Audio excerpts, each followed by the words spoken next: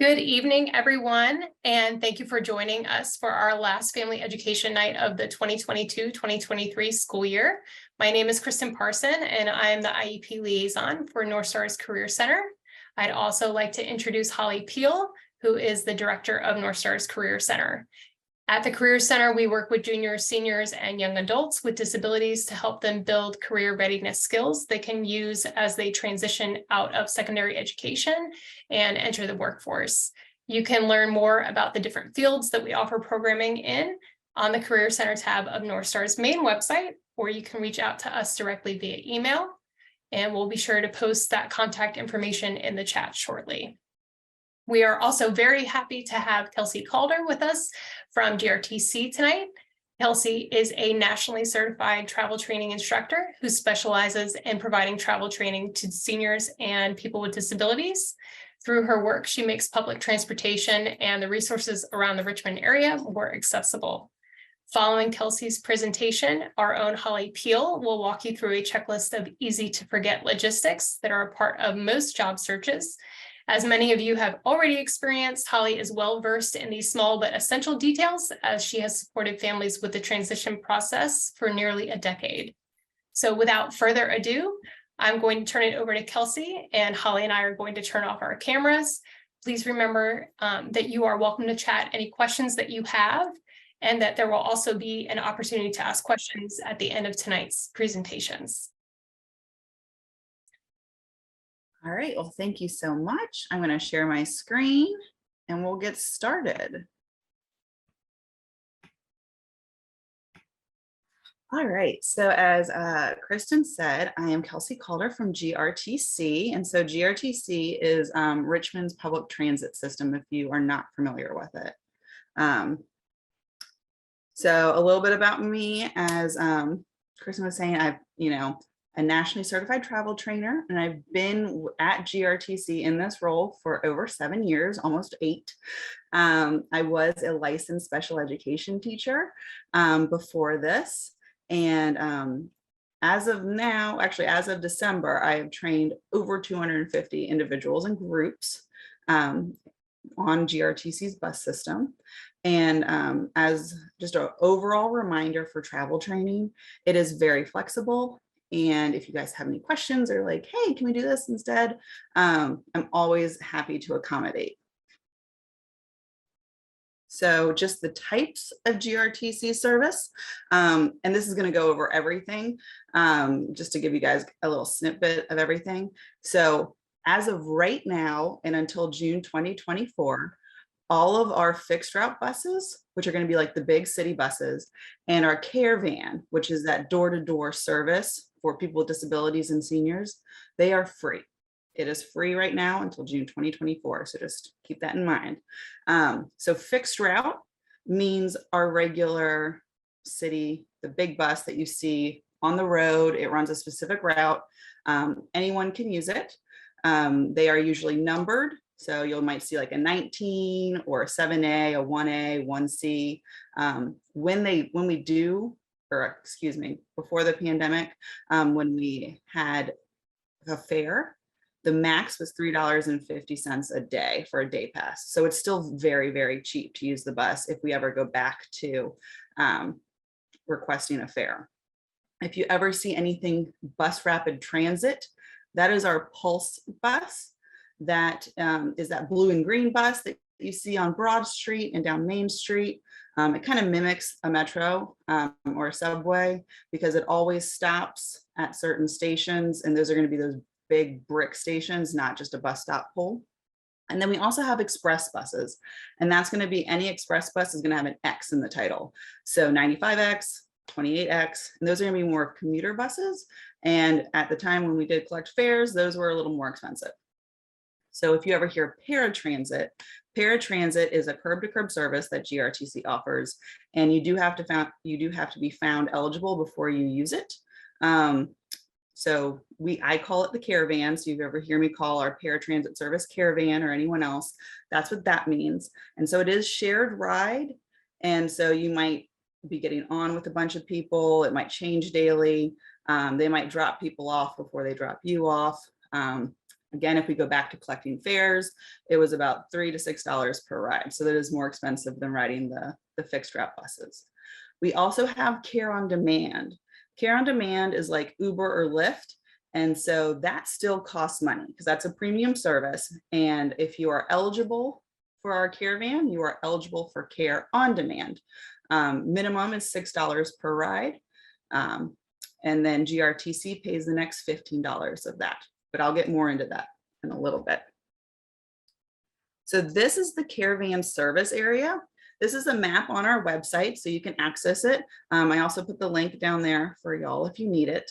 The different colors don't really mean anything, except for that little red tail at the bottom. That is down Route 1. Then the care on demand service does not go down Route 1. So the caravan does, but not care on demand. But yeah, so the caravan service area is all of Henrico and all of Richmond City, and then little portions into Chesterfield County, like that Bon Air and your Trader Joe's, and then down like kind of where Chippenham Parkway is. So 3/4 of a mile from any local bus stop down there. So how do you apply for the caravan? So you automatically qualify for the caravan if you're 80 and older. So if you are doing this for your child, you will have to do, there's a doctor portion to that. This is our main page of our website, and under services, you can see it says specialized transportation and then care. And so you'd want to click on that. And then it takes you to this page, and you would scroll down to see eligibility, and it's through a company called ADA Ride. And ADA Ride does our eligibility because we do not have doctors or nurses on staff at GRTC. So it keeps your son or daughter's information private. So that's why, so they would say, yes, you're eligible. And then they send the necessary information over to GRTC. It is through, or the company is in California. So that's why those hours are 11 to 7, because those are, that's the Eastern Standard Time for whatever that when they start in California. If you are found eligible, you will always have to reapply. So it can be up to, I think it's 6 months, a year, or every 5 years. So you always have to reapply, even if the disability does not change. So just keep that in mind. And then it also just keeps your information up to date as well. So I was talking about care on demand. So if you are found eligible for the caravan, then you can use the care on demand. And so that's, again, on our website, you go to services, specialized transportation, and then toggle over to care on demand. And then you have this page. So this page is not up to date. I don't know why it didn't change, so I apologize. But the big information is still the same. Care on demand is delivered by Round Trip or User. So we have 2 companies that do it. Round Trip and User both have an app, and you can both call in and schedule your rides as well.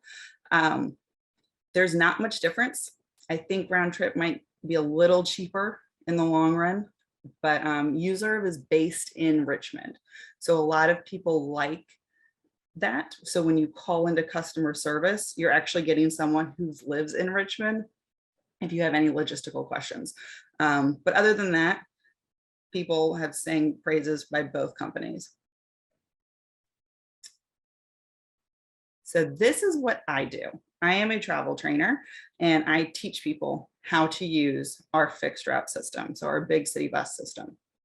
It is free. It's actually free for anyone, but I go out with people, anyone aged 50 and older, alone. I also do bus orientations. So that's going to be individuals or small groups. And so if, small groups, like today, I took out a special ed class from Armstrong High School, and we did a CBI trip to Willow Lawn so they could buy lunch. So that's, we're working just more on just basic bus skills. We're not really, none of the students from Armstrong High School are learning how to use the bus by themselves individually at this moment. So that's kind of what bus orientation would be for a small group.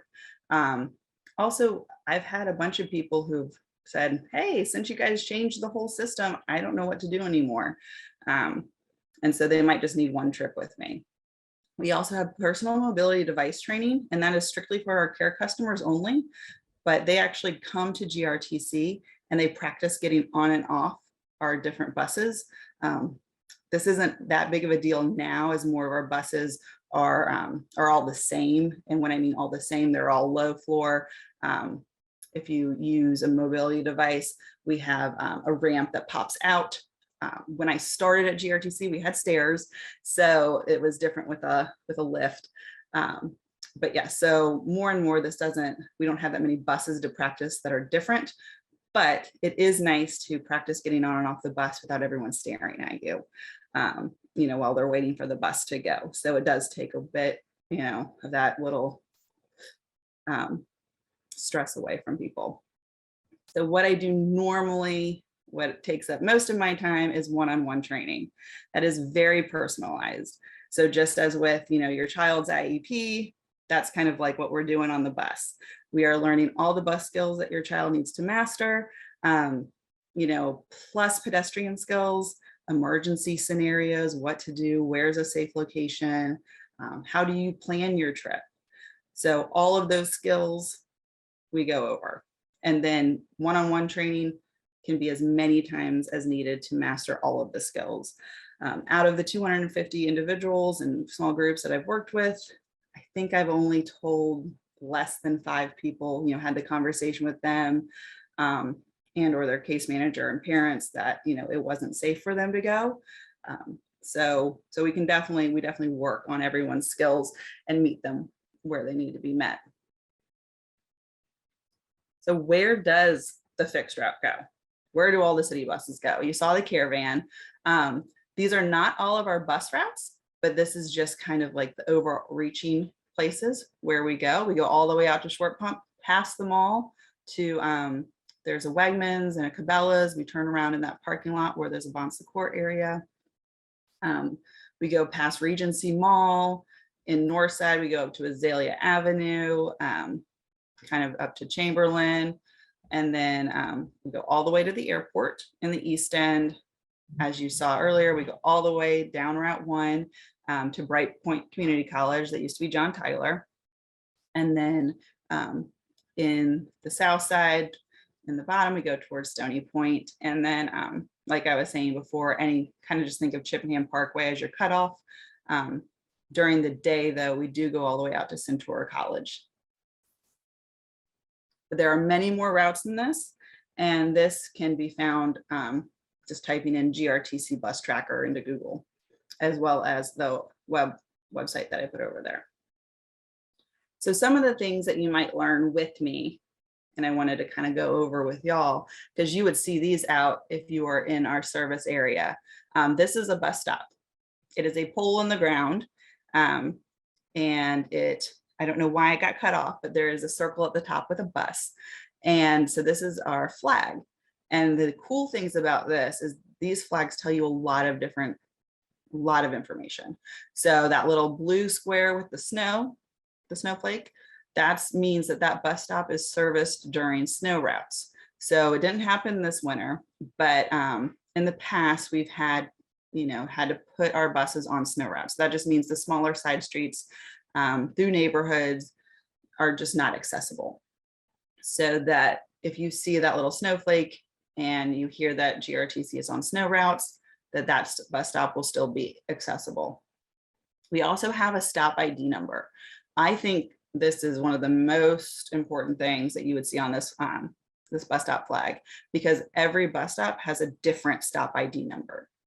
We name our bus stops based on their streets. So you might see Broad and 50th, or Broad and 4th and Broad. But that can get kind of confusing.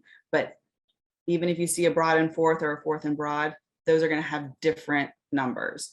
And then this too is important, because if you call the customer service phone number, which is also on our flag, you can say, that's all you have to tell them. I'm at stop number 405 when's my bus coming? And they'll be able to tell you. And then also below that, we have different numbers. You know, some bus stops are serviced by many buses. And so all of their numbers would be displayed below that. And so this is our big fixed route bus. So I call these our purple and silver buses, and it'll make sense in a second. So these are going to be our, you know, the ones that stop at those bus stop poles. As you can see on this picture, there's a gentleman putting his bike on the front of the bus. All of our buses have bike racks. I mentioned low floor buses before. What I meant by that is, as you can see, the door is very low to the ground. There are no stairs. We do not have stairs on our buses anymore. And you can, that ramp, if you needed it, would pop right out in the front of the bus. And the driver is there to help you. Since we do not take fares right now, you can board, so you can get on the bus and get off the bus at either door. You do not have to get on at the front of the bus. You can get on at the back door if you want. And then at the top above that gentleman's helmet, it would be where it displays, you know, what route it is. If it's the 19 West Broad Street, if it's the 76 Patterson, that would be displayed right there for you. This is the interior of our buses. So all of our buses on the inside look the same. So in the front of the bus, if you can tell, the seats are kind of placed sideways. Those seats actually fold up. And so if you use a wheelchair or any other, like a scooter, they will fold up and you can put your mobility device right in there. If you see that black box with the red, I think date and time, that's actually scrolls, and that tells you what bus stop is next. So that's nice. And then the yellow cords on the side where the windows are, that's what you actually pull when you want to signal to the driver that you want to get off the bus. But now we also have our blue and green buses. This is our Pulse bus. So the Pulse buses do not stop at those bus stop poles. They actually stop at stations. So that's what I was saying when it mimics like the subway. And these on the inside, you do not have to pull a cord because they stop at every station. So it does take a bit of guesswork out of it. As you can see, the Arts District one, it is in the middle of the street, and there are barriers on both sides to protect pedestrians. And then this is another angle of the same in the middle of the street Pulse station.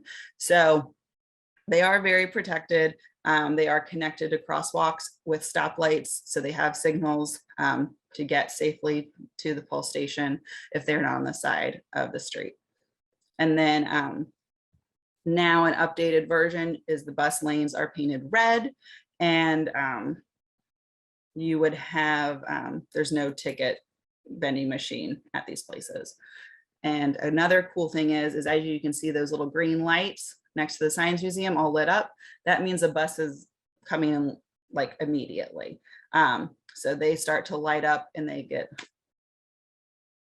more lit up as the bus gets closer. So how do you start to use it? How would you start to use our fixed route buses? How do you know what to do? I don't know how to read a bus schedule. I'm going to tell you a secret. I don't really like bus schedules, the ones that GRTC gives out. I think they're a little hard to read if you don't know what you're doing. And then, you know, if you don't know where you're going, you don't know which one to grab. So I always start with Google Maps. So you can do this on your computer, iPad, phone. You can also do Apple Maps, but I don't have any pictures of that.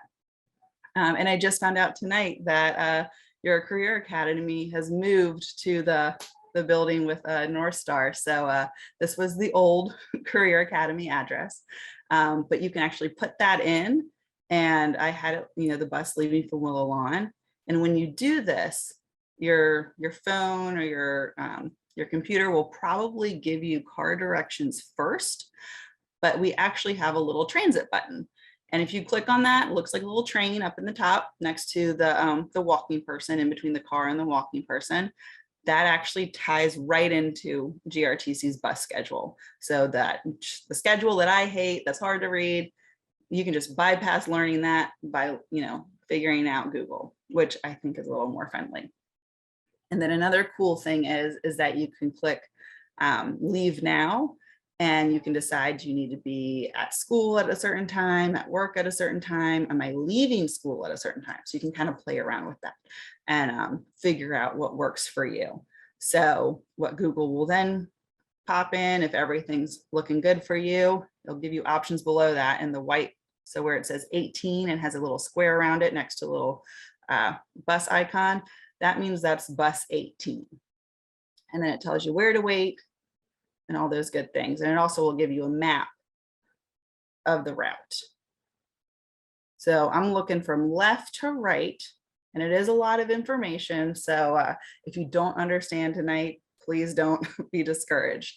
But so on the left one, I had depart at 12:38 p.m. And that, you know, there were two options. So you see the 18 comes at 1:04 or 2:04. So you can kind of infer that your 18 bus comes once an hour. You can also click options, and you can click like the best route, fewer transfers, or less walking. Sometimes Google will make you walk, you know, a couple blocks because it's in the end quicker, but you don't want to walk those blocks. So you can kind of play around with that. And that's what I like about that. And then once you click on the one that you want, you say, I want to leave at 1:04 from the Career Academy, then it actually gives you more directions, which I appreciate. So we also have an app, a GRTC app. It is free. All you would need would be data when you are on the go. So when I plan trips, I like to start with Google because that gives me an idea of what route I need to take, when I need to, you know, what time I need to get out there, etc. But the cool thing about our app right now, our GRTC app, is it gives you real time of where that bus is. Where is that bus located, and how many minutes is it coming to you, like until it comes to you. So again, left to right, looking at the screen. So you see that's kind of what that picture screenshot is, what it looks like when you just open up the app. And then down at the bottom above stops and passes, you see just a line, just an arrow, a little black arrow. You click on that, and then you can actually click on the route you wanted. So I just clicked quickly on the pulse, and then up on the little screen, you can actually see those circles, those green circles with little red triangles. Those are current, you know, those were current buses on that route. So you can actually see where they are, and the triangle tells you the direction that they're going in. So other cool things about our app is that you can actually look up the stops nearby you. So now this is where that stop ID number that I told you about that I thought was really important really comes into play here. Because if you can see, some of the stops nearby are the same. There are two Patterson and Harlan circles. How would I know which one I want? Well, Google, and if you were actually out there, tell you. And as you can see, Patterson and Harlan circles, one's 2035 and one's 2034. So that's going to, you know, tell you which bus stop to wait at. Now, if you at the middle one, the middle screenshot, if you see it says 76 estimated arrival DLY. DLY means delayed. So that just means the bus, if the bus was going to leave at 5:30 and it's 5:35 and the bus didn't leave at 5:30, it's delayed. Doesn't mean it's not coming. That just means that you might see that from time to time. And then underneath that, you see that little treasure map icon. If you were to click on that, that would give you the screen to the right. And so as you can see, you don't see a bus. You don't see that circle with the red triangle. But if you were to see that, you might see 23 minutes away. And if you were to click on that little treasure map icon, you could actually see the bus waiting at Willow Lawn. And then you are that green bus stop flag. So you can see where the bus is in location in relation to you. Other things that we have alerts on the app. So if there's a detour or things that might be a little different that day, they are updated there. So those are kind of what I start with Google Maps and then I move towards the app. Now this is a lot of information, but I wanted to share this with you because this is we can get as deep as we need to get when I'm teaching people, or sometimes I might just take all this information and just make a personalized paper schedule for someone. So it is all up to whomever I'm working with. So other good transit skills to learn. So things to do, maybe not with me, but maybe, as a family, practice those pedestrian street skills. So if you're doing crosswalks, pedestrian signals, crossing with just a stoplight and not a signal, what to do if you run into construction on a sidewalk. I've had some people too will take, use that map app to plan trips and actually walk around their neighborhood even. So just, using Google Maps to help you just navigate your own neighborhood. So maybe just identifying GRTC's vehicles. So we have the Caravan, that's going to look different than our fixed route buses, which are purple and silver, or our pulse buses, the blue and green ones. I've had people identified, they're just drivers by the uniform, because we do have a uniform and every driver will wear one, Caravan included. And then we also have on YouTube how to ride guides. So if you wanted to get on YouTube and look at just different, actually just really anything. So how to put a bike on a bus, how to pay your fare, even though we don't need to pay. So all those things are on YouTube. What I like to do with YouTube is I just like to watch it. I think sometimes the language is pretty transportation heavy, so it might be a little confusing. Also, people have done, how much money they'd save by taking the public transit, which right now is free. So how much does that different than an actual Uber or Lyft cost? Dressing for the weather. And then I've had some families, they actually follow the bus in a car, like in their car, just to see where it goes, where they stop. They point out stop signs on the route, and kind of just see how many people get on and off the bus. So if you do not want to take the bus alone and you would like some more help, that's what I do. I teach people, like I said, how to ride the bus. And sometimes people just need help, figuring out how to plan their trips, and they don't need help riding the bus. They already know what they're doing. So it's a big spectrum of skills, and I am very happy to help, happy to, point you in the right direction if it's not me that you need help with.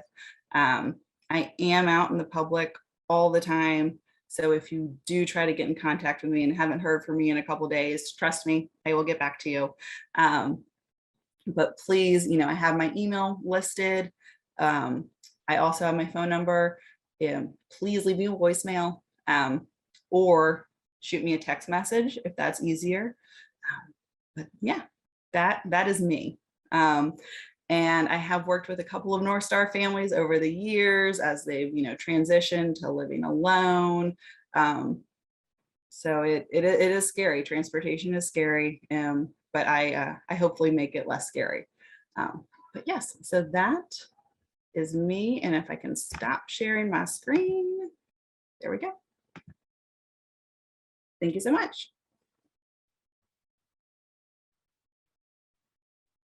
Great. Thank you so much, Kelsey. Like you said, it's really a matter of kind of building that independence slowly and working with the families and figuring out that comfort level. It doesn't necessarily have to be jump in all at once, but, learning those steps along the way. We don't have any questions currently in the chat, but if anyone does have any questions about Kelsey's presentation, you're more than welcome to toss those in the chat. And if we don't catch them now, then we will circle back at the end of the presentations as well. Holly, I don't know if you had anything that you wanted to add regarding the travel training, or questions for Kelsey that you want to share, or if you're ready to kind of move into all the nitty-gritty details over there. Sure. Can y'all hear me and see my screen okay? Yes. Fantastic. Kelsey, thank you so much for presenting yet again this year. Kelsey is one of several speakers who have supported our family education nights, and she's being modest. She's worked with quite a few of our families, and the feedback that I always get from parents is, I was so nervous to reach out for her, and I wasn't sure if we were ready for this, and just riding the bus is something that we hadn't done. But then she came to our house and she sat down and she talked to us, and we all just relaxed, and we thought we can give this a try. And that doesn't mean that every family who met with Kelsey committed to moving forward. And that's one of the things that I really want to emphasize is as we move into a job search and into adult services in general, you are welcome to reach out to Kelsey and say, I have no idea if our family's ready to take this step. Can you talk to us? Can you meet us? Can you help us make this decision? Can you help us figure out, what benchmarks do we have to assess to say, is this safe? Is this not safe? And this is what she does all day long, every day for 7 years. So she has quite the expertise and she is happy to share it. And we have had quite a few, more than a couple families who have come back and they have entered into travel training.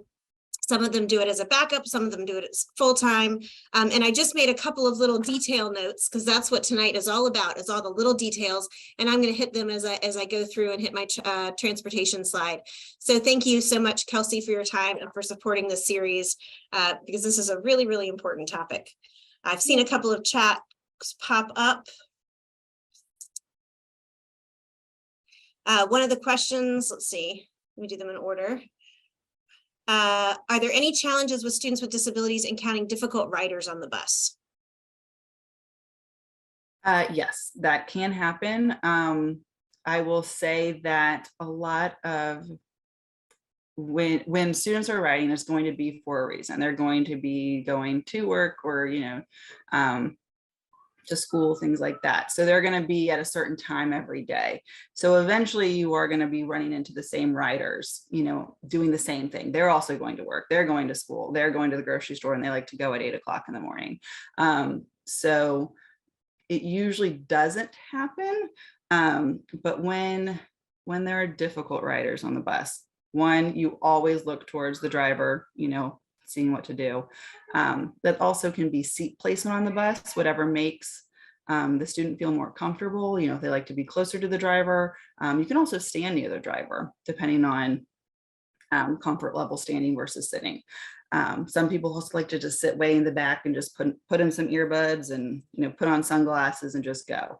So it's really going to be up to the student how we address that. And that would be more of like an emergency scenario, because like I said, it doesn't really happen, especially if you're doing things, in your own little schedule, because everyone else has the same, is doing the same schedule too.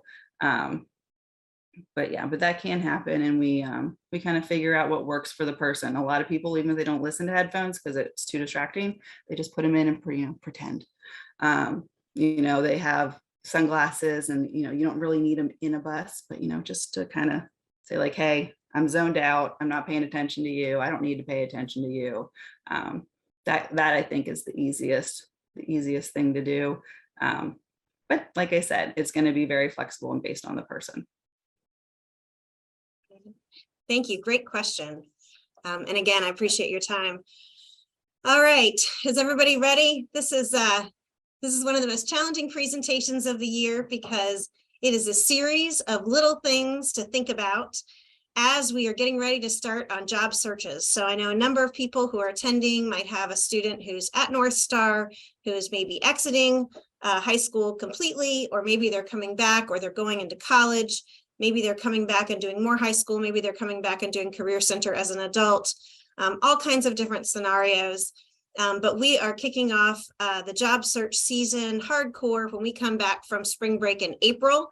Thank you to all of you who responded to the Career Center family email, giving us permission to do job searches, do actual job searches. And if you are a Career Center family and you have not filled out that form, please check out your email. I'm also going to put a link to it in this week's Navigator News, because we do provide for Career Center students that direct support. If you are not a Career Center student or not even a Northstar student, that's okay. I hope that you still find some interesting information in this presentation. This is all about all of those little things that are involved in a job search that if you haven't done one in the past year or 2 years or 5 years, you may not remember, oh yeah, I have to think about this thing. And because there's a disability in the mix, along with all the other life stuff that happens, this might play out a little bit differently for this job search than for other job searches that I have conducted. So here we go. Please feel free to throw questions in the chat as we go. Also remember, job searches are not necessarily the most relaxing, nurturing, fulfilling, fun thing that people do. So as I'm throwing this detailed list at you,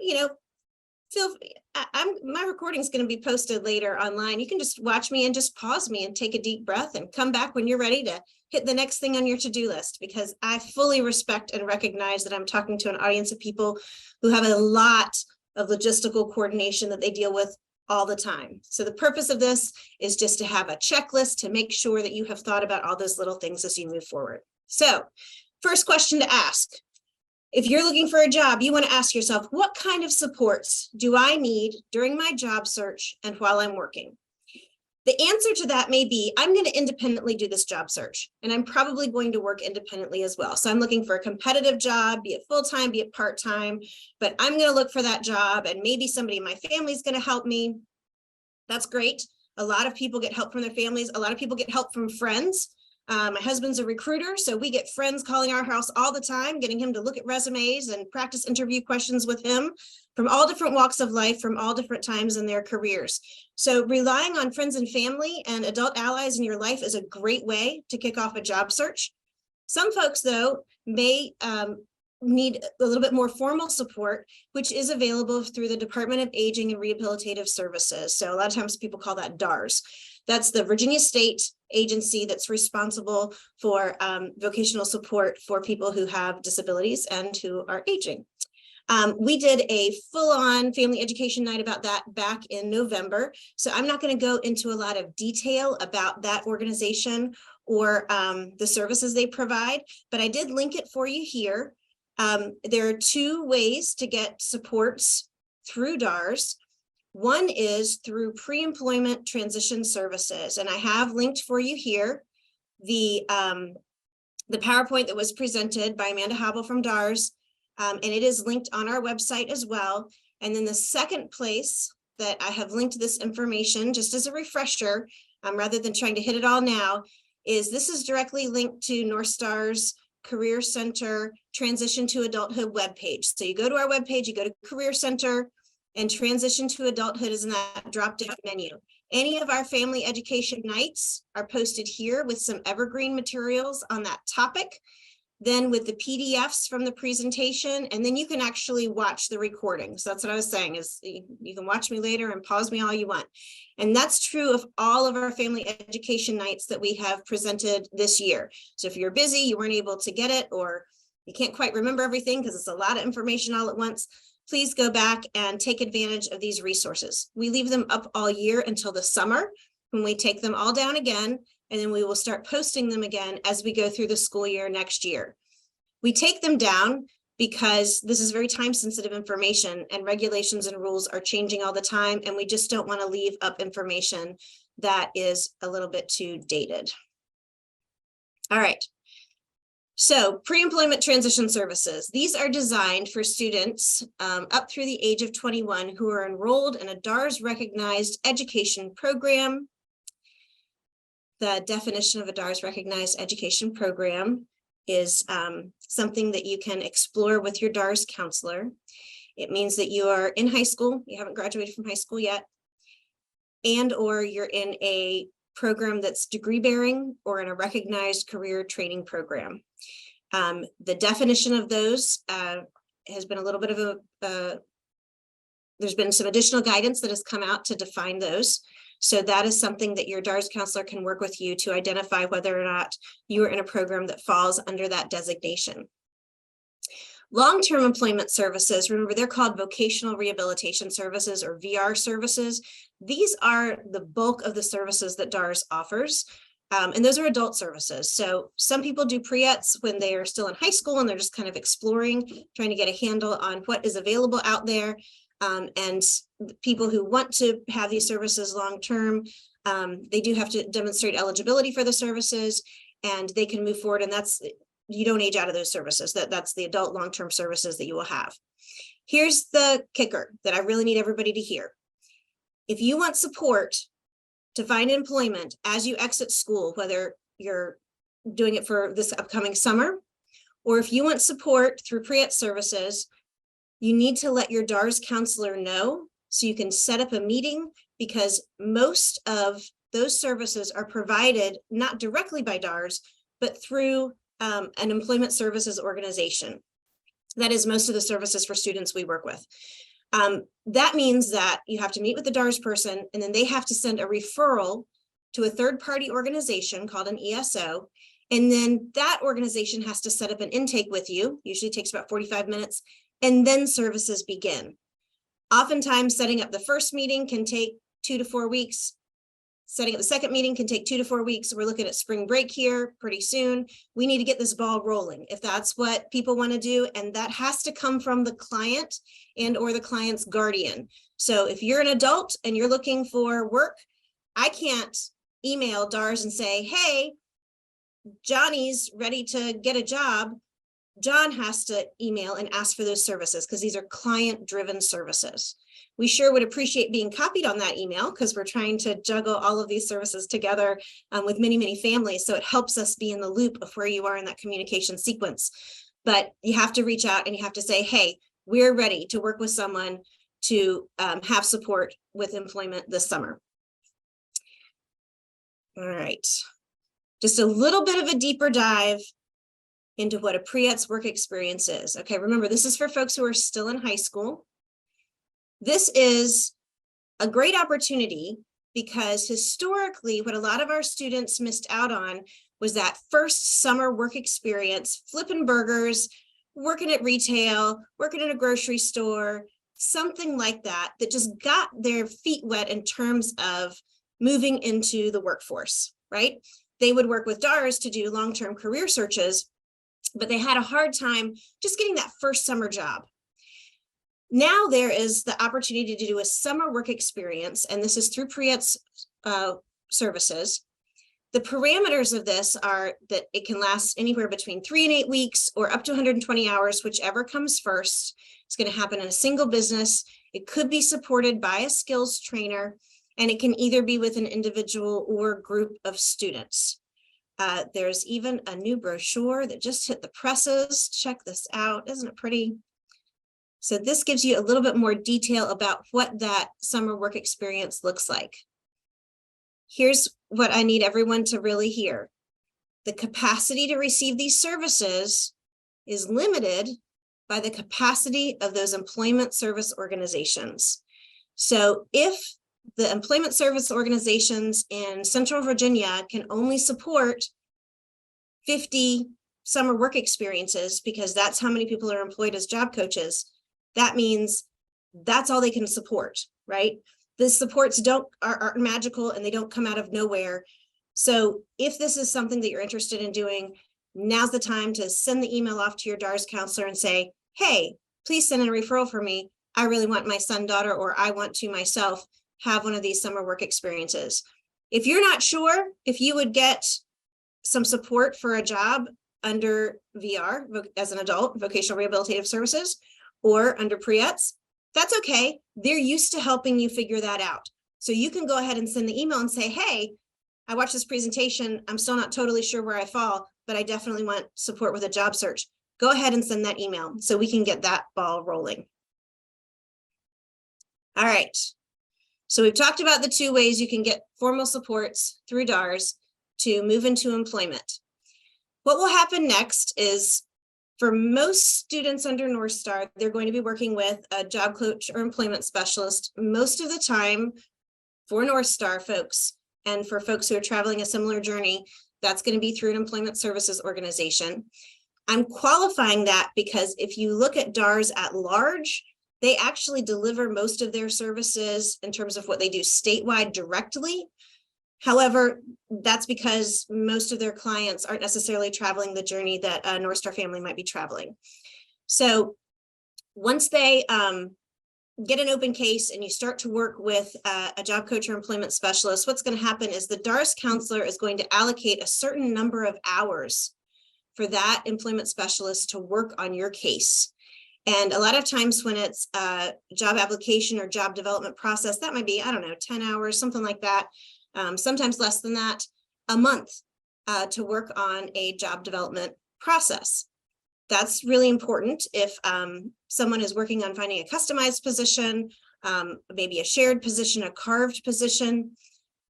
But what that also means is if you rely on that employment specialist to fill out every job application with the client in question, so to fill out, if you're the job seeker, if you rely on the employment specialist to sit with you every time you have to fill out a job application, or every time you speak to a manager, it's going to be long, slow going. So what we recommend is that you start your job search yourself. Again, if you're a Career Center student and you've filled out the permission form, we do provide Career Center students assistance with a job search, and we will create a job search log that looks like this that will then be shared with whoever your adult ally is. So a lot of times that's mom or dad or grandma. But then when you work with an employment specialist, this is passed on. It may not seem like you need a log to keep track of all of the applications, but trust me, you really need a log to keep track of all the applications. Job searches can be complicated processes. Yes, ma'am. Hey, Holly. Sorry to interrupt. I just wanted to let you know that right now we're seeing a different presentation versus the job log. All right, let's see what's going on. So I just wanted to make sure that there wasn't a setting I was missing, or if you needed me to share that. I am trying right now.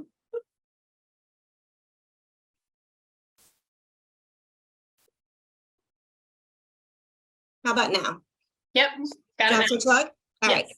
great. Yeah. So there's the job search log. This is a very simple little spreadsheet. We do it in Google Sheets. You can do it however you like. You can even handwrite it in a notebook.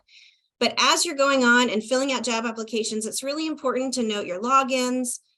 You can keep your passwords here. I recommend that you keep them in your phone, actually, because that's a lot more secure.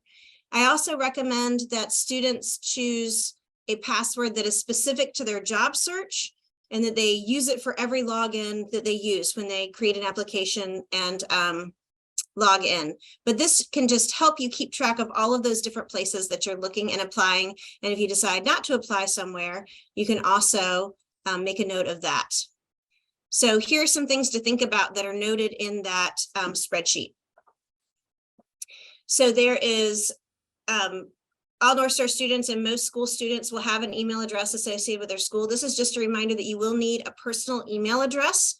That also means that you need to monitor that personal email address. So I know that there may be some moms and dads or family members out there who are concerned about someone having a personal email address who has issues with cybersecurity or with exposure to risk online. This is a time to really think about different creative ways to manage that. I can tell you that one way to do it, this is not the only way, one way to do it is if you have Gmail address yourself and you have family members with a Gmail address, you can set up your Gmail address to receive all of their emails. So for example, I've got a 14-year-old son and an 82-year-old father, and I have both of their email addresses loaded onto mine, and I get every email they receive because neither of them are great at checking their email. That means that when I see something pop up, first of all, if it's something risky like a scam or phishing something, I might be more likely to recognize that, and I can warn either of them, hey, don't click on this link, look out, this is a cybersecurity threat, or wow, somebody said something to you that wasn't very nice. Also, I can remind them, hey, don't forget to follow up on this. Hey, I just got a notification from your bank about X, Y, or Z. Make sure you follow up on that. So that's one way to make sure that you are supporting your family members, whatever their situation, and making sure they're on top of their email. Of course, I'm sure that I'm talking to an audience who appreciates this. Make sure that that email address doesn't inadvertently disclose personal information that's not legal to ask for in an interview. So a lot of people might have like their first and last name and then the year they were born as their email address. You don't need to disclose the year you were born. It's not legal for someone to say, how old are you in a job interview. Also, we get some personal email addresses that maybe somebody set up when they were 15. and it had something to do with a dance move they liked or a band they liked. And maybe that's not the email address we want to use in a formal job interview or job search. So things to think about when it comes to email addresses. I also recommend only using that password for the job search.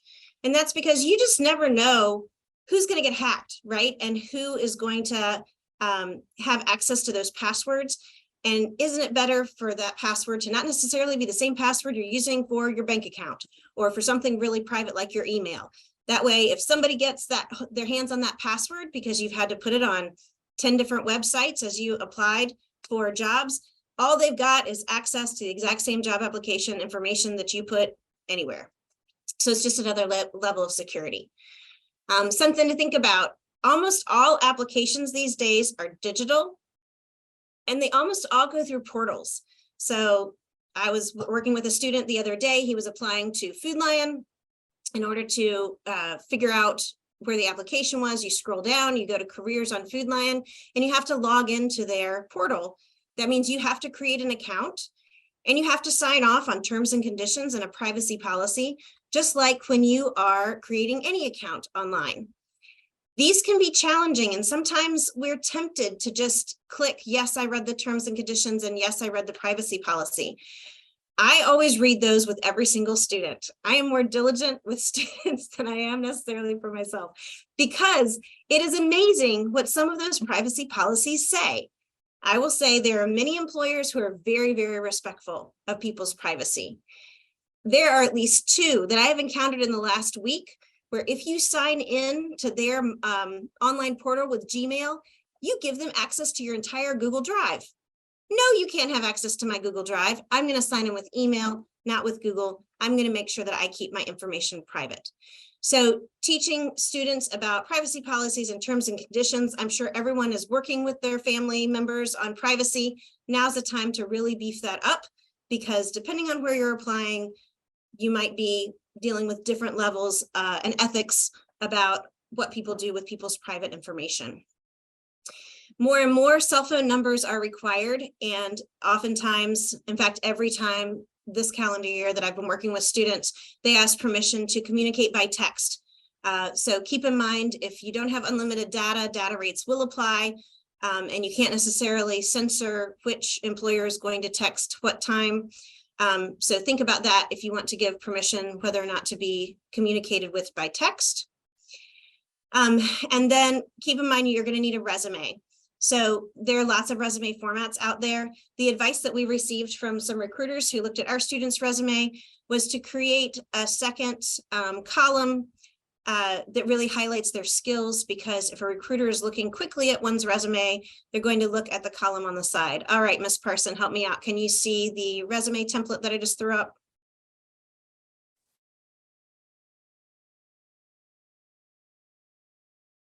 Let me give her a second. All right, can somebody give me a thumbs up if they can see that? All right, great, thank you.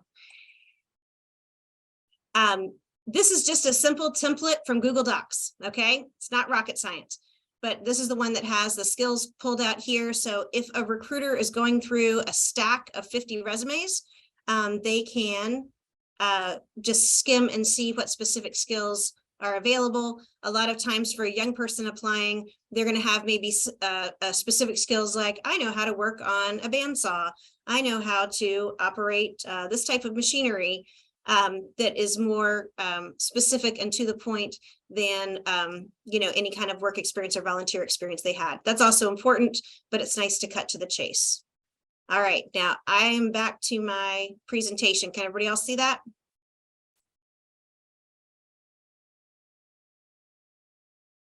All right, great.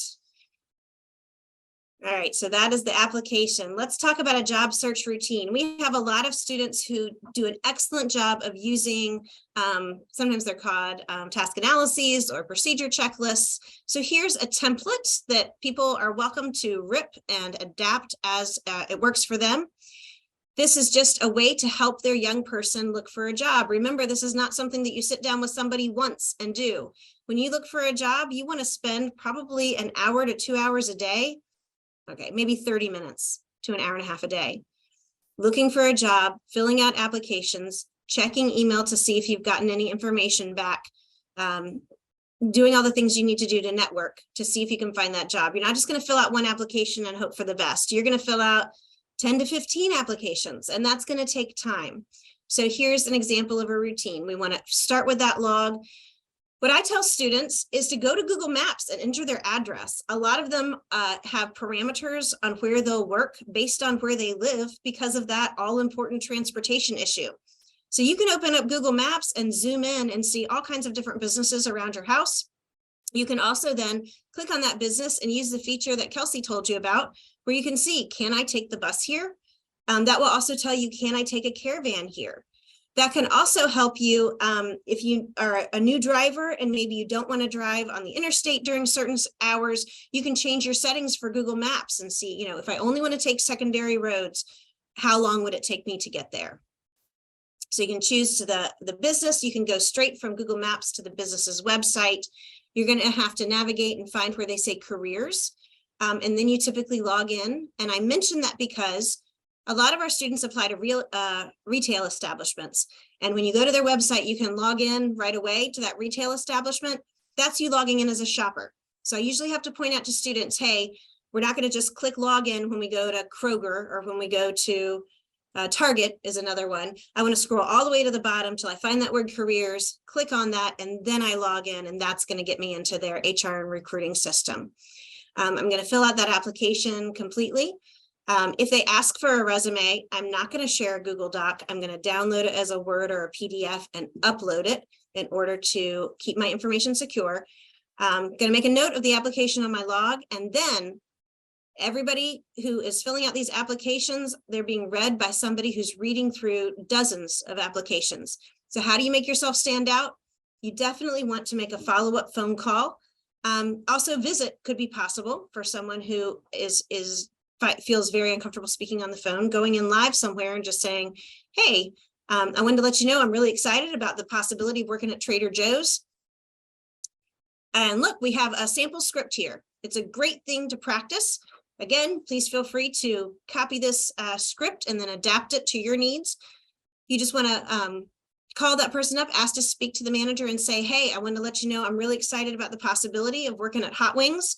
I filled out my application, it's online, but I just wanted you to be able to connect my face with that application, or just wanted to connect, you know, my personality with that application. So, you know, I'm really excited to potentially hear back from you. I'm sorry if I interrupted. Just want to let you know, that I'm really looking forward to this opportunity. Right now, managers really need people at food establishments, at retail establishments, and anything you do to make yourself stand out and be reliable and enthusiastic is going to give you a significant edge. All right, so let's talk. We've filled out the job applications. We have diligently monitored our email. We have found that someone wants to give us a phone screen, which is typically the first step. Maybe that's online on an online platform, and maybe that's an actual old-fashioned phone screen, or maybe they want to come in for an interview. Before we go too deeply into this, I want to make sure everyone is aware that a really good way to demonstrate one's skills, if you're a person who is not a great talker, but you're a great shower, is to ask for a working interview. And this is a practice that a lot of employment specialists or job coaches will use. So let's say I am really good at caring for animals, and I have been in our vet assisting program, and I have learned all about how do I clean kennels and how do I walk dogs in a very safe way. But I'm just not a talker. And especially if I'm talking to somebody I don't know, my personality might not come through. But I'm working with an employment specialist. That employment specialist may reach out then to Holiday Barn or Dog Services or whatever employer and say, hey, you know, Holly, she is really passionate about animal care, but she's a person who doesn't communicate well in an interview. Can we have her come out and work for 30 minutes while you observe and let her show you what she can do? That employer needs employees. And a lot of times that employer will say, sure, no problem, come on out. And as long as that person is receiving job support services, so working with an employment specialist, those kinds of working interviews or situational assessments, either one, are covered by that ESO's insurance policy. So the business owner doesn't have to worry about, oh, I have this person who's not my employee, who's potentially at risk for an injury or for something else that could happen, and they're not covered under my workers' comp. Well, they are covered under that insurance policy. That's always everyone's first question is, how much does it cost? And what do I do about insurance? It doesn't cost you anything. Insurance is covered. We're good. We can come out, we can do a working interview. And if nothing else, you just got 2 kennels cleaned for free, right? While you saw this person work. So that's a great way to approach an interview. But if you're going a more traditional route and you're going to come out and you're going to do a phone screening, here are some tips to think about when you're going into that interview. Our students spend a lot of time thinking about disability disclosure. And remember, your disability is a medical diagnosis that is protected by federal law, and it is always your choice whether or not to disclose that you have a disability. You are never mandated to disclose that you have a disability. So while you're thinking about this, something to consider, if you're thinking about whether or not you need to disclose at the interview, is think, do I need to have my professional needs met in a way that's outside of the standing recruiting practices of this company? So some companies can feel a bit machine-like in the way they recruit and bring people in. Maybe the person who is interviewing you is a manager in a busy, noisy place and is going to talk to you very, very rapidly with a lot of background noise. That might be a time to say, I am really excited about joining your team, and I want to make sure that I'm telling you all of the information that I need to let you know how much I think I can bring to this team, about my skills, about how enthusiastic I am, about how reliable I am. Could we go step to a quieter place, because I actually have a hard time processing language when there's background noise? Would that be okay? And then you can step away. So you don't necessarily need to disclose a medical diagnosis, but what you do need to say is what you need in order to function professionally. Okay, so the best way to think about accommodations is accommodations are simply professional tools and strategies, but they are professional tools and strategies that might be outside the norm of how other people function. So we all need to be able to enter a building in order to work at a place where we have to be physically on site.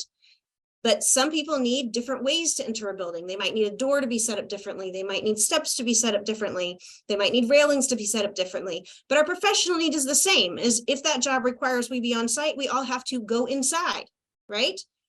Some person might say, well, a ramp is an accommodation or a wheelchair lift is an accommodation. But really, the professional need is the same, is that the job requires us that we're on site. We all need to be on site. We all need to get physically into the building, to the place, if that's the job, if that's the essential function of the job. Another thing is maybe somebody thinks that having read aloud software or Braille text is an accommodation. But if we go back to the professional need, all we're saying is, in order to do my job, I have to be able to read stuff, right? If you're going to give me written information for me to do my job, I have to be able to read it. Some people who work there will read it by looking at it on a screen or on printed paper. Some people will read it by reading Braille text. Some people will read it by listening to read aloud software. Some people will read it with reading glasses on. Everyone uses different devices in order to access print.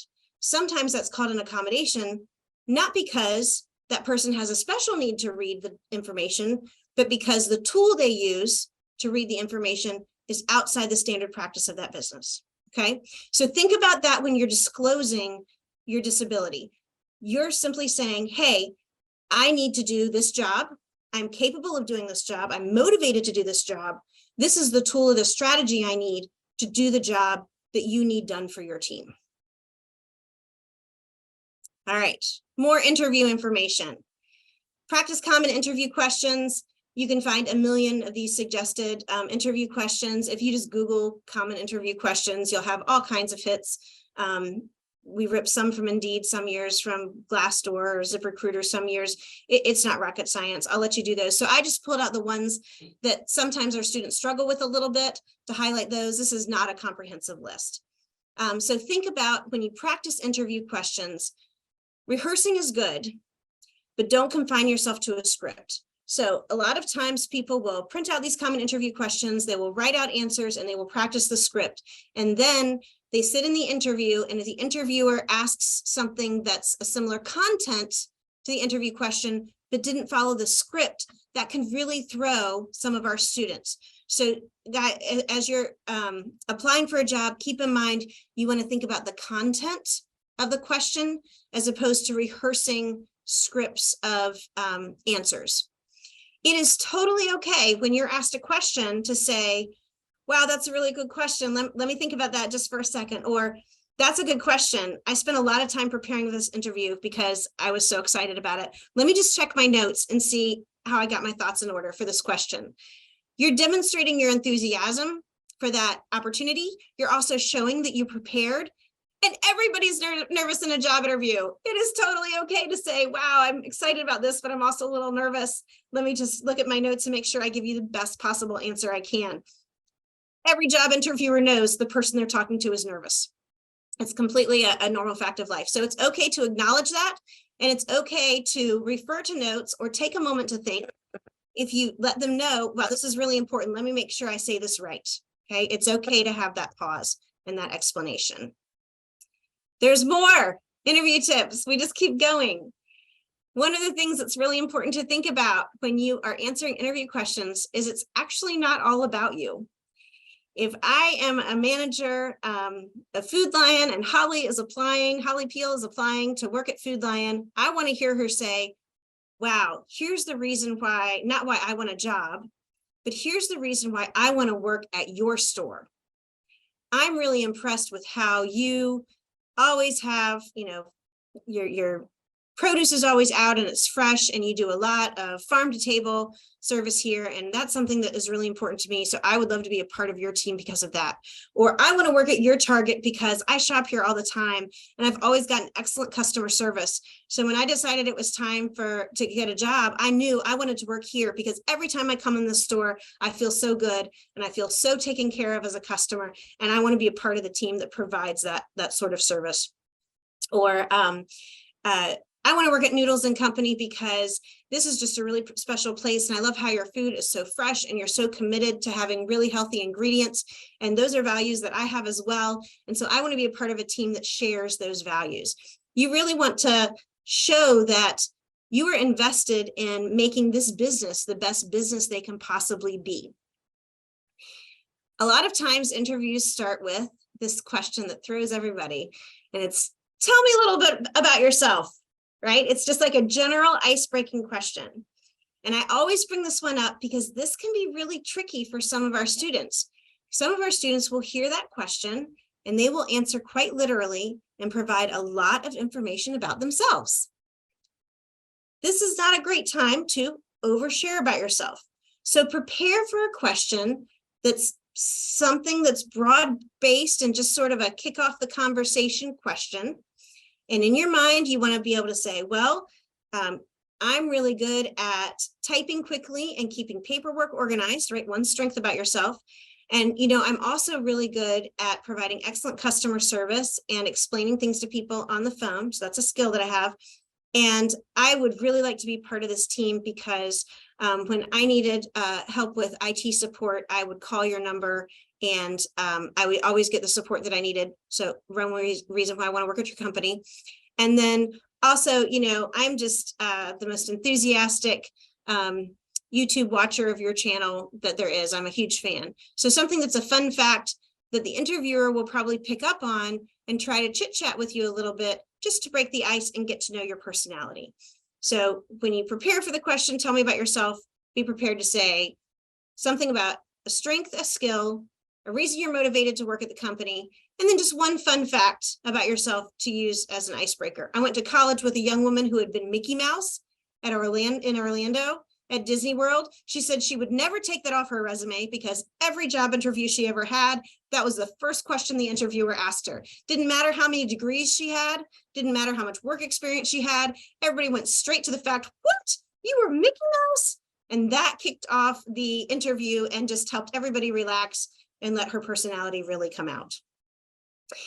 The third question, know this one is coming, is the interviewer is going to ask as a standard question, do you have reliable transportation?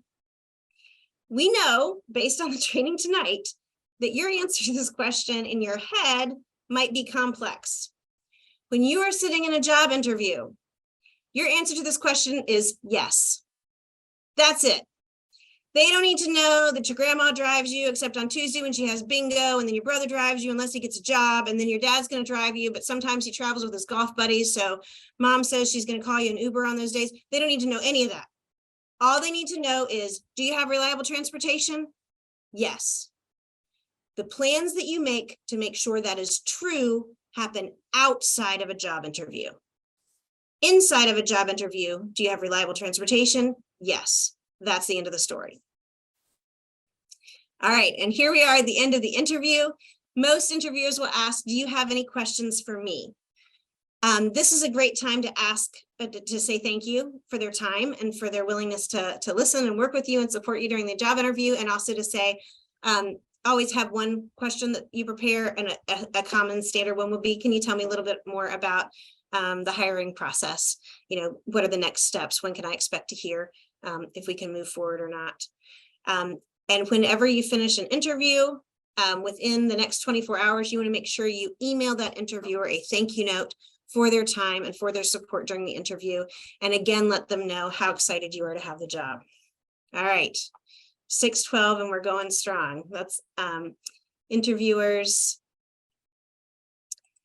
in a nutshell in terms of the logistics.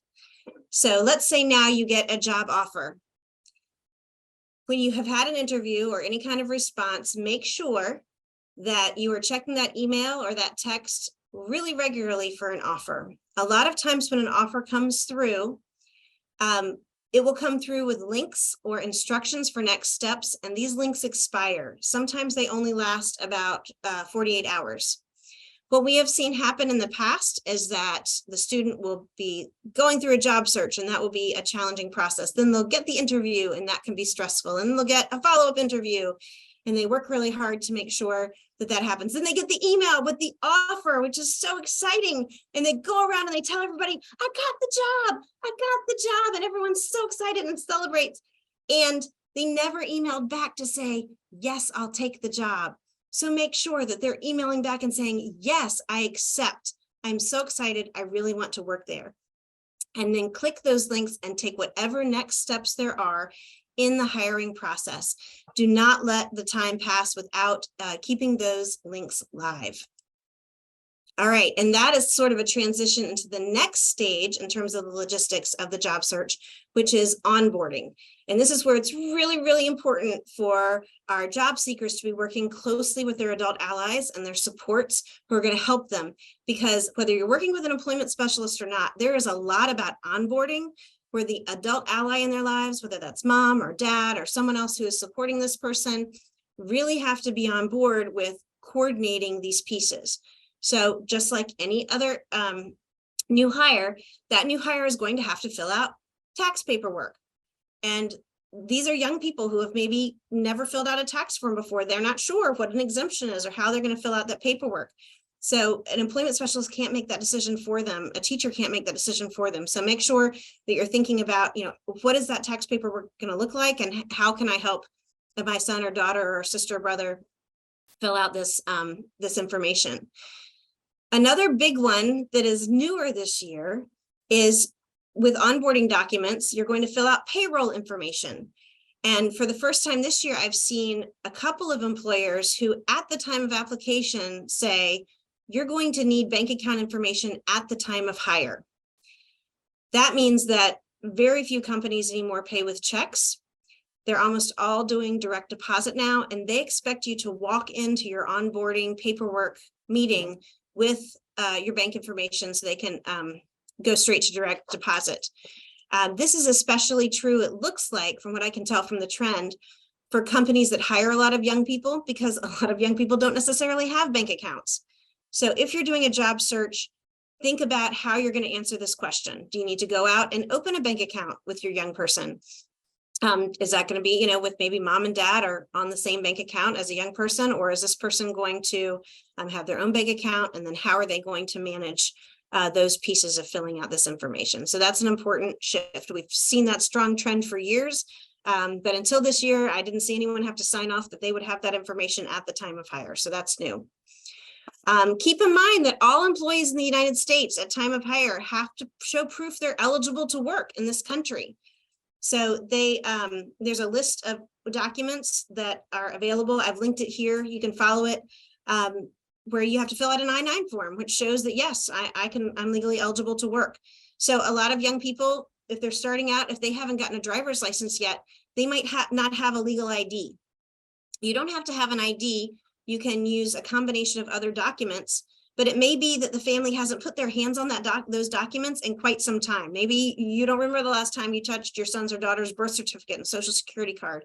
So now's the time to dust those out, make sure you can access them. And we would also recommend that getting a legal ID is a great idea. There's some pluses and minuses to that. So if you've got if you got a passport, you're golden. If you got a driver's license or a learner's permit, you're in good shape. If you're not a person who's got a driver's license or a learner's permit yet, you can still get what's called a real ID from the Virginia DMV. And this looks very much like a driver's license or learner's permit, but it's an ID and it doesn't have anything to do with driving. So that's another way that you can deal with an I-9 form. This is also a really good time. If you're going to need accommodations to do your job, you need to check in with the Human Resources Department to see, hey, how do I get these accommodations and what documentation do I need to provide? And they may have special forms that you have to have a doctor fill out that are kept confidential to say, yes, this person has a diagnosed disability and it affects their major life functions in X, Y, and Z ways. And that's why they need these specific accommodations at work. More and more businesses are moving to universal design, meaning that they won't necessarily make people jump through all of those different hoops in order to get certain accommodations, but for some accommodations they will. And one of the ones, well, two big ones that we see a lot with our students are, number one, if they use their cell phones in order to access some sort of assistive technology, whether they're timers or whether they make to-do lists or tasks lists on their phones to help them remember the steps of doing a job. Using cell phones sometimes is banned for employees. So asking for the accommodation of, if I only use this in order to help me do my job, can I use my cell phone? That's an accommodation you would have to get approved a lot of times, depending on the business, through the HR department. And that's totally depending on the business's policies. Another one that's common is frequent breaks. So a lot of our students have frequent breaks on their IEPs, and building up stamina can be a long process. And they may not be able to go those 2 hours in a 4-hour shift or in an 8-hour shift before they're able to take their first 15-minute break. You know, maybe their accommodation is they work for 45 minutes and they take a 3-minute break and then another 45 minutes and take a 3-minute break in a different structure. Some employers may just work with you on that, but some employers will have to say, that's not really how we staff our restaurant or our retail floor or our grocery store bagger line. I'm going to need to have you set that up through an official accommodation request process. I just wanted to take another moment to talk about IDs, and I'm going to show you an example of an option. So this is something to think about if you're thinking about getting that ID for your employment. Virginia does have an option for you to have a medical designation on your ID, and this is whether it's a driver's license or a real ID or a learner's permit. You can see it's super, super tiny. On the front of the driver's license, there'll be a designation that says a certain number. And on the back, there's a code that says what that number means. So this could say, hey, I have epilepsy and sometimes I have seizures. So if that happens in public and someone looks at your wallet and says, oh, that's what's happening with this person, or maybe I'm an insulin dependent diabetic. So if I have a medical emergency and someone looks at my wallet, they can see, hey, this is the kind of help that I need. But that could also be, I'm a person who has autism, or I'm a person who has an intellectual disability. So if you have a situation where a police officer asks to see your ID, they can see right on that ID, hey, this is a person who might communicate verbally differently. And maybe that's not immediately apparent to me, right? Because that's not immediately visible. But that can help me as a police officer, as a representative who's supposed to be keeping the community safe, understand why this person is communicating and help me interpret tone and body language and phrasing. So that helps me gather information. The reason why I bring this up is if you choose to exercise your right to have that designation on your ID, keep in mind then you've just disclosed to anyone what that designation is if you choose to use your ID for your I-9 form. Okay, so there's pluses and minuses. If you already know you're going to disclose at work and say, hey, I have an intellectual disability, or I'm a person with autism, or I have diabetes, great, no problem, right? But if you're choosing to keep that private, then you might want to think about another form of ID that doesn't automatically disclose. So it's just a decision to make as you're exploring what kind of documentation you need at time of hire. Okay. Tips to think about in terms of the logistics of scheduling. A lot of retail, especially chain retail stores, have scheduling apps now where you have to go in and say your availability pay period to pay period on that app. So if you have a day coming up where you're going to go visit a family member, or you have a trip planned, or you typically work on Saturdays, but Saturday after next you're going to go visit grandma, it's really important to keep up with that app and mark yourself unavailable, because in a lot of big chains that hire lots of young people, they're going to use that computer program to set up schedules. And if you're scheduled to come in for a day and you didn't mark yourself unavailable, it can be very difficult then to get coverage for your shift, and you can be documented as a no-show. So a lot of times they might say, hey, I've already scheduled you. You said in the app you were available on this Saturday. So if you're not coming, you need to talk to your colleagues and see if somebody else is willing to cover your shift. And then that can really reflect negatively on you in the long run. So really, really consider that. Also consider your physical stamina and your medications. So we have a lot of folks who take medications in the morning and then in the evening that play into their sleep cycles and their focus cycles. So if you're thinking about taking on an evening employment schedule, and you know that your medication typically exits your system about 7 o'clock, you probably don't want to be working till 9, right? Or maybe you want to talk to your doctor and say, how do I balance these things? How can I handle my medication schedule if I'm thinking about, starting work at 7:50 in the morning, but I'm not going to be done at work. I'm sorry, starting school at 7:50 in the morning, but I'm not going to be done at work till 9. How do I balance those things? And then I spoke a little bit about breaks. And so finally, the last thing is when you're thinking about transportation, thank you, Kelsey, so much for all of that information. I would say give yourself options. So I know a lot of students are working on getting their driver's license, and that's fantastic. Just because you have a driver's license doesn't mean you can't also learn how to ride the bus. You can save yourself a lot of money riding the bus. Also, just because you drive doesn't mean you necessarily want to drive all the time or in any conditions. So if you know that there's going to be a nor'easter coming through and there's going to be, really bad storms someday, maybe you really don't want to drive on that day because you're uncomfortable driving in that really heavy wind or heavy rain like we have, or in the snow. And so it's helpful to also know how to use other services, whether that's Uber and Lyft, or whether you've got some friends and family who can maybe help you out with the ride.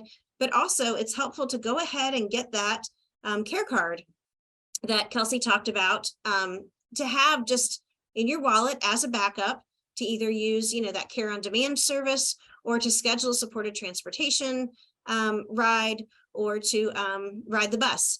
It's always good to have more than one option. Also, we work with a lot of people who have good days and bad days. On their good days, driving's no problem. But if they have flare-ups, then maybe driving is not so great on those days, or if they have recurring migraines, or if they have all kinds of different medical conditions. Maybe driving is an okay option some of the time, but some of the time they want to have some of these other tools in their toolkit. I will just add one little thing about transportation. Kelsey talked about going on that ADA Rides website to apply for a care card. Here's where everybody gets snagged on that. There's a tab for an application, and part of that application is sending information to your medical care provider to get documentation of your medical diagnosis that identifies you as a person with a disability. A lot of people don't get their applications processed because their medical care provider never returns that form. So stay on top of your medical care provider, give them a heads up that the form is coming that way, gently, oh so generously nag them to make sure that gets in, because that is the #1 hang up on people not getting that card processed and then getting it out in the mail to them. All right, so that is my list of logistics and considerations when it comes to the transition to adulthood.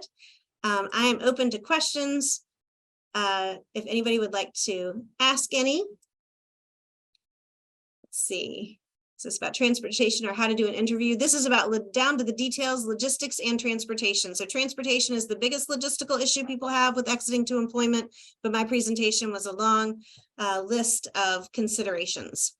Can we get the checklist? Yes, this PowerPoint is a checklist, and this will be uploaded in the same place I showed you in the beginning, that has all of the different materials from the supported from the family education nights, sorry, so that you can refer to it and go back. Thank you for those questions. Does anybody else have a question or consideration for either Kelsey or myself?